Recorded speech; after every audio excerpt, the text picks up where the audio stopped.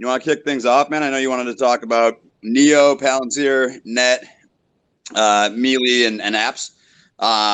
And I'll turn it over to you as I eat my pad thai real quick. Yeah, I got you. Appreciate everyone joining. Sorry for the short notice, but sometimes ad hoc's the best way. So we wanted to cover a lot about all the different earnings that have happened over the past 2 weeks. And we also wanted to have more of a ask us anything type of session. I know that we haven't done a lot of questions in previous spaces, but we feel it's very important to connect with our followers and definitely make sure to have these sessions more interactive. So starting out, just want to kick it off with some of the big earnings results that we saw last week and this week. And one of them that jumped out for me as a shareholder and close follower is Digital Turbine. The ticker is APPS apps. I've held Digital Turbine since $5 a share. Definitely didn't anticipate it growing this large, this fast. But they have really been a defining example of mutating into a different company and adding different revenue legs. And that is what you hear on the Pounding the Table podcast and our YouTube channel as what we look for when we invest in long-term stocks. We look for companies that are different than what they were originally and can grow faster and wide in other areas that you couldn't even imagine because of the visionary leadership, because of the founder-led leadership, or close to if they've been there long enough. That's what this case is with Bill Stone.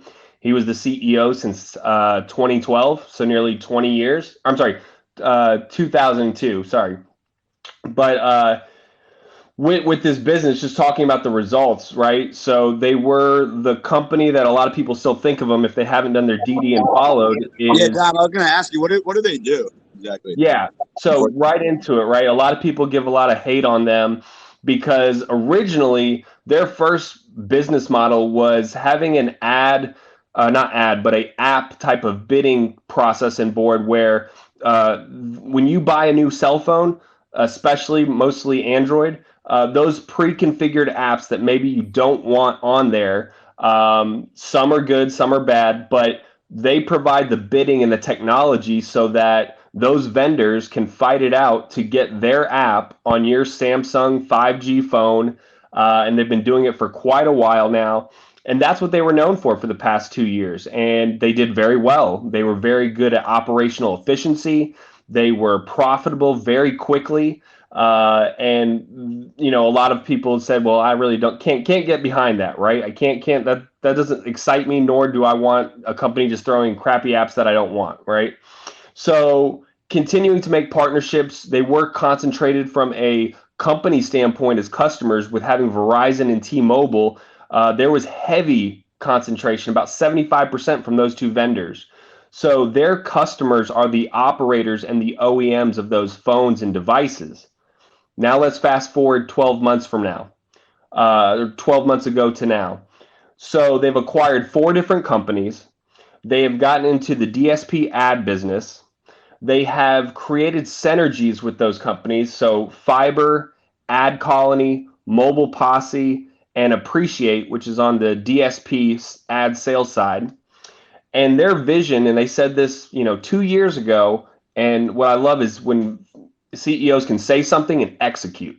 They said they wanted to be involved in all the different smart devices like CTVs, Samsung TVs. We see Samsung fridges with apps. We see microwaves. We see people with driving in autonomous vehicles. Advertising's not going away. Neither are apps. So it's a very, very plentiful environment, and the ability to be profitable and turn these businesses to work together and already have cross-sell, upsell synergies, to me, in a 12-month period, is very good execution from a leadership team. So I'm going to open it up to any of my other pounders if they follow this stock, or any other listeners would love to answer any questions on it. So I'm just looking $5.7 billion, and it was like under a billion going into this, was it going into 2020? And so you think that it ran up a little too fast? You think that the base that it has now, you think it's ready for, another rip finally? Because I know it's been kind of sitting around here around 5 billion for, a couple months Yeah. now. Yeah, that's a good point, right? So they topped out at a little over $100 a share, scaled all the way back down to, I think, the lowest they've been in the last 5 months, or well, maybe 3 months, was today at $57 a share. And candidly, I bought some more. Um, and so I think they can. I think that their results were phenomenal, and I think what they provided for up guidance is sandbagging because they're already seeing incremental revenue with their 3 new acquisitions, and they just signed a contract with Samsung to have their single tap install technology on all Samsung phone devices globally, over 250 million. They currently have some form of their 4 or 5 different product technologies in over 700 million devices. So that's a big wide net there. So I definitely think that they are up for a run. I don't time the market.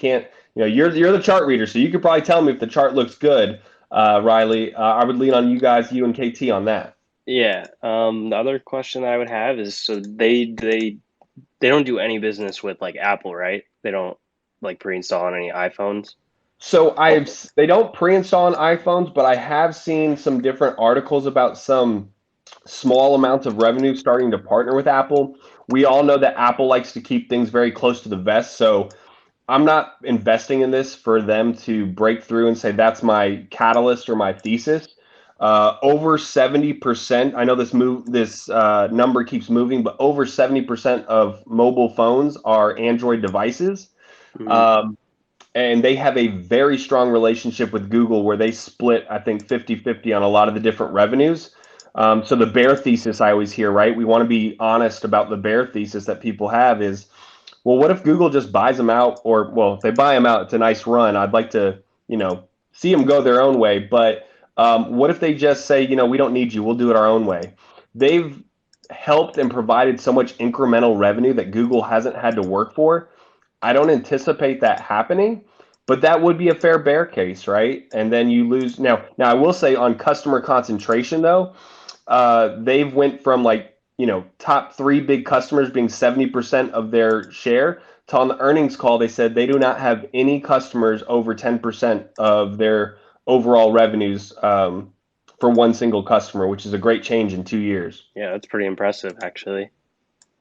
No, I mean, I think it's a pretty interesting company. I was kind of just sitting on the sidelines after I had that monster run. I didn't want to be the one to top ticket, and you definitely felt the FOMO. I think most traders and a lot of investors, everyone was kind of seeing this one go, and everyone was kind of waiting on the sidelines. I think, yeah, maybe it's a pretty good time. I could post a chart here, kind of do a thread here on the names that we have posted that we'll talk about. But no, I think that's a really interesting company that a lot of people should kind of look back into now that it's kind of had that base.